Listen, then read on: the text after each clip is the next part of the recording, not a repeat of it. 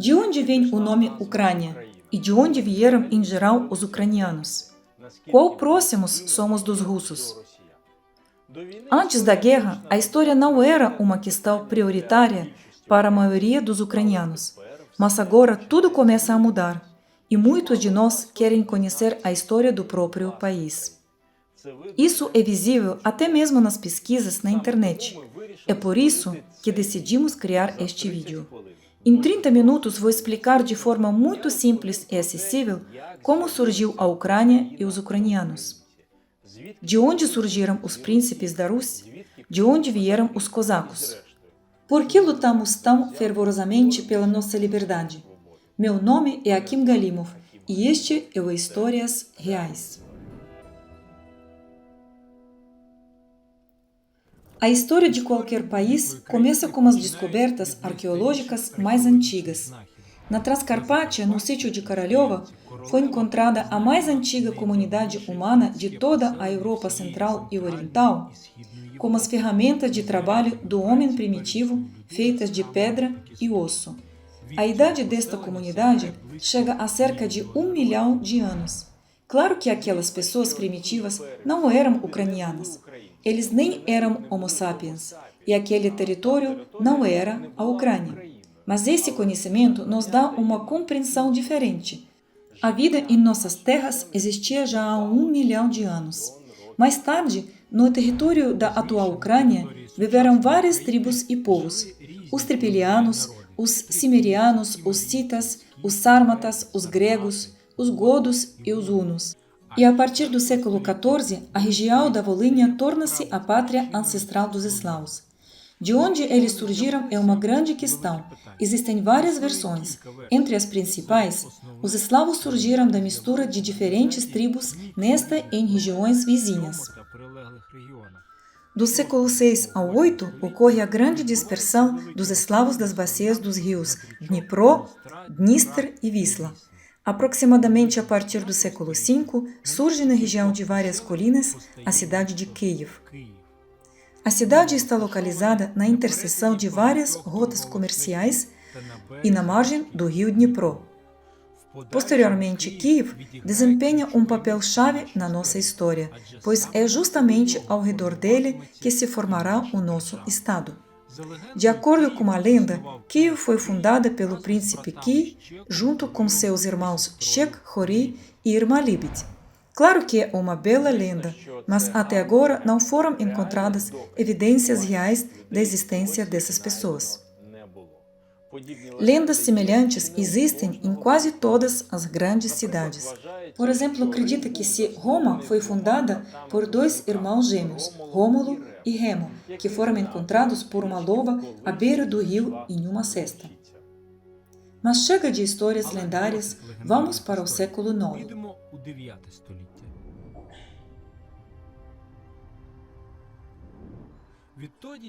Desde então, conhecemos a história da Ucrânia por meio de antigos anais.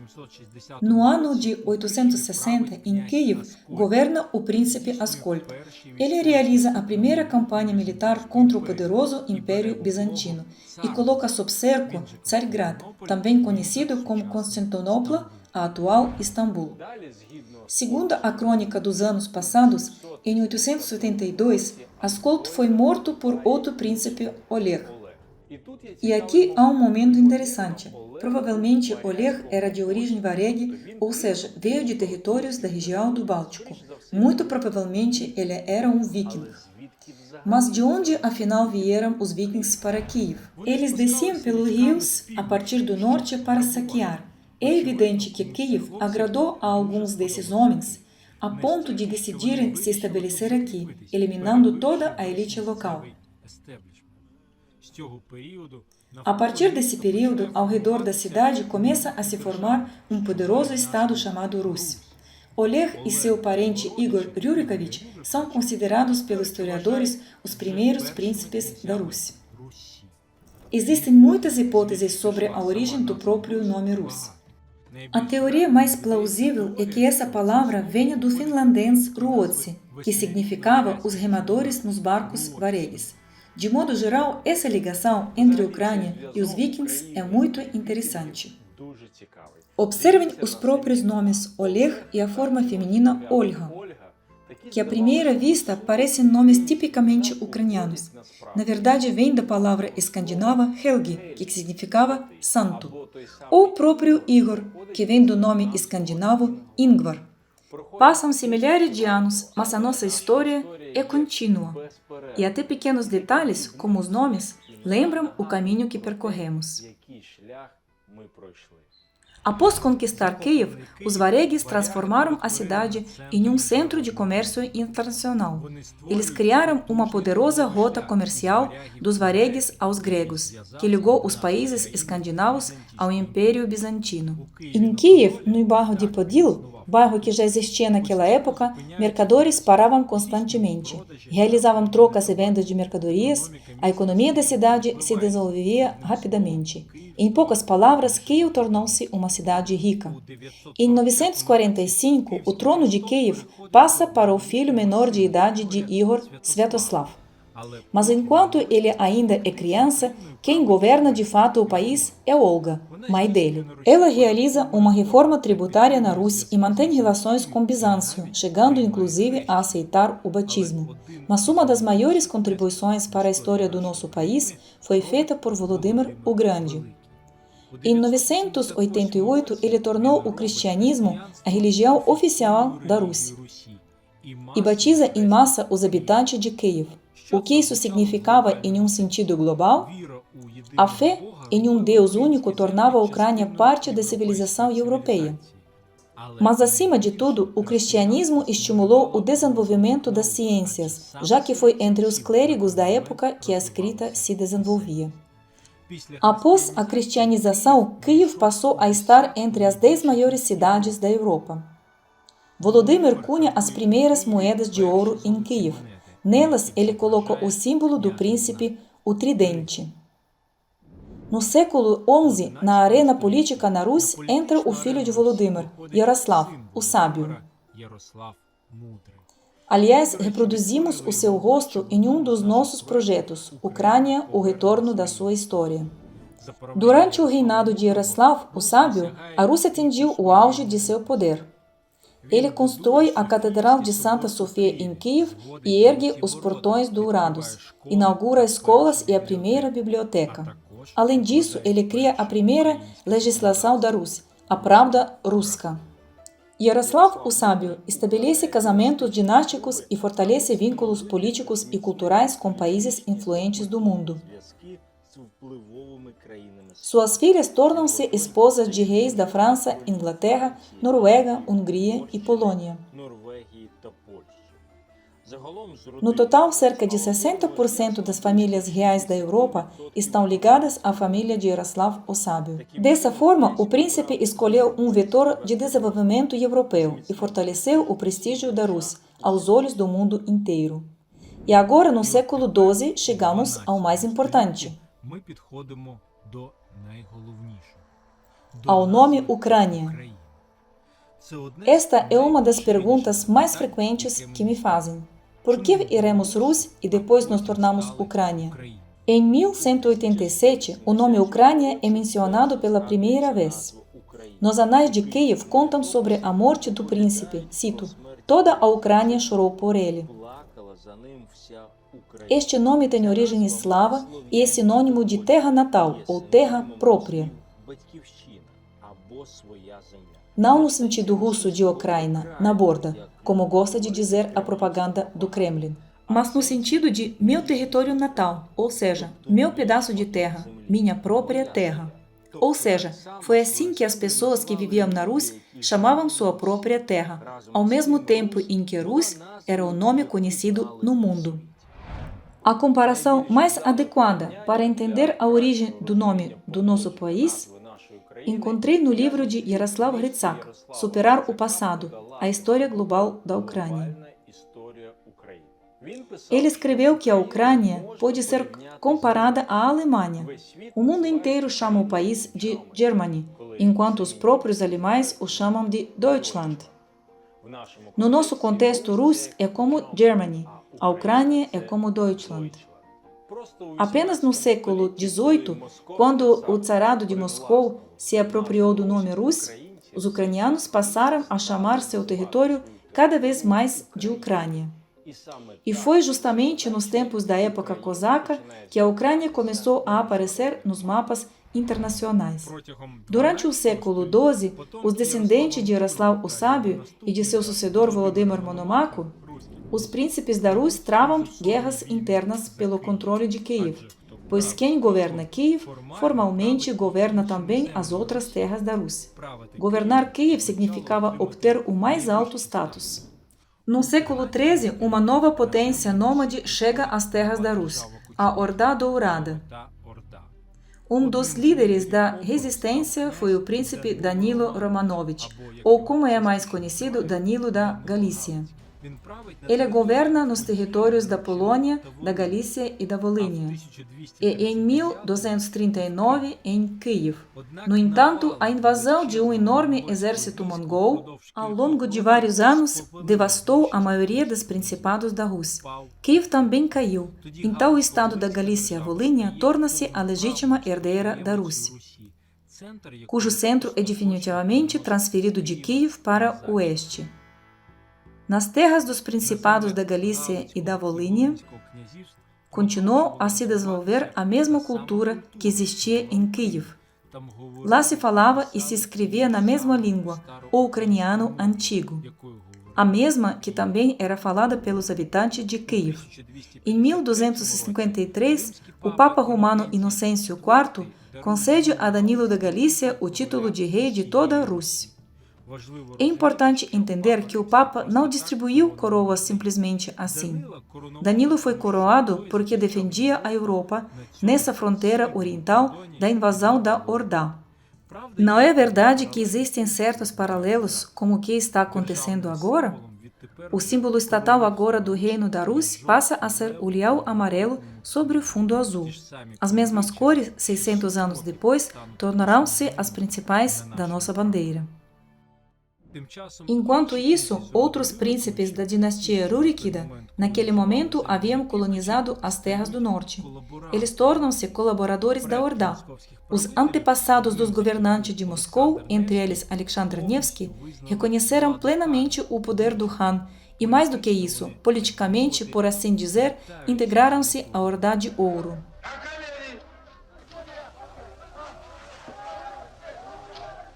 Os governantes de Moscou arrecadam tributos para o Khan e se casam com suas filhas.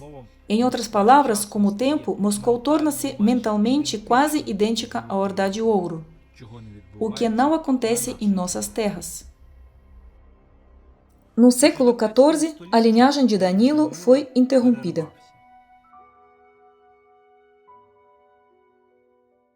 Grão-Ducado da Lituânia e da Rússia.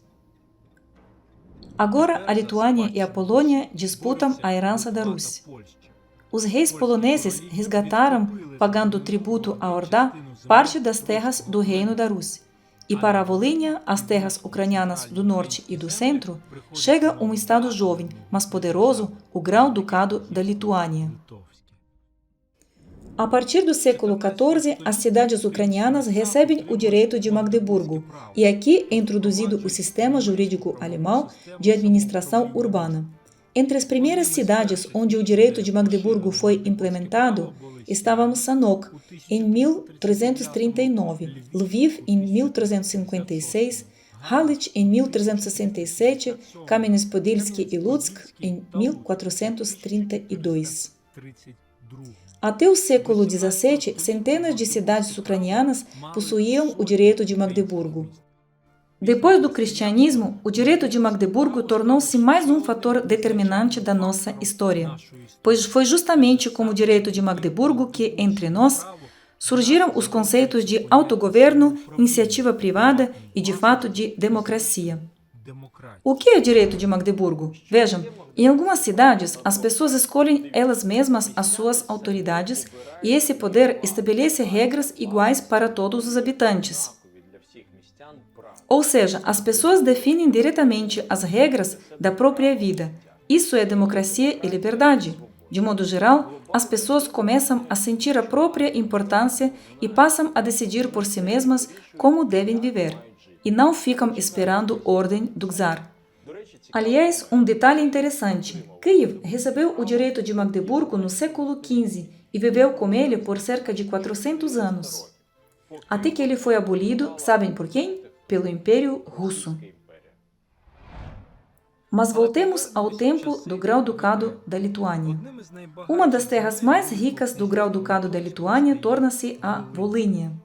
Além disso, a cultura da Rússia começa a influenciar esse enorme estado. Uma das línguas oficiais do Principado torna-se o ucraniano antigo. Arquitetura, manuscritos, livros e ícones servem de exemplo para a arte lituana. Na essência, a união da Rússia com o Principado da Lituânia foi uma espécie de federação, onde os russins, como na época se chamavam os ucranianos, reconheceram a autoridade do governante lituano, uniram-se ao exército lituano, mas também conquistaram liberdade para governar autonomamente seus próprios territórios. No século XV, a maior parte das terras ucranianas atuais fazia parte do Grão-Ducado da Lituânia e da Rússia. E a parte dos estepes e a Crimeia ainda estavam sob o domínio dos herdeiros da Horda de Ouro. Em 1441, recebendo o apoio do Estado lituano-russo, os tártaros da Crimeia, um povo que, na época, já estava definitivamente formado na Crimeia, se uniram e expulsaram a Horda de Ouro da Crimeia.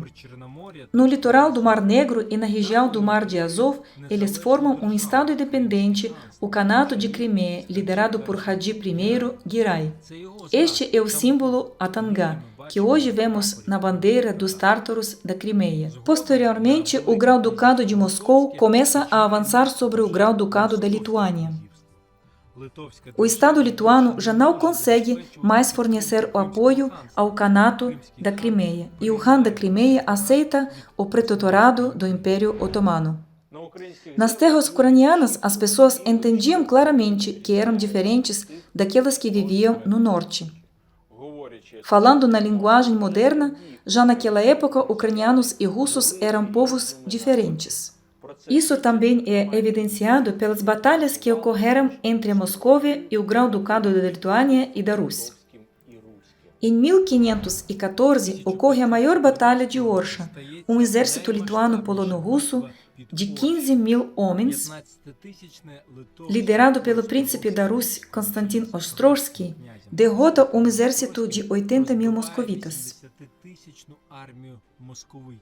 As histórias sobre essa gloriosa vitória se espalham por toda a Europa. E Ostrogsky é até comparado a heróis da antiguidade. A Moscóvia foi contida, mas posteriormente as guerras continuarão.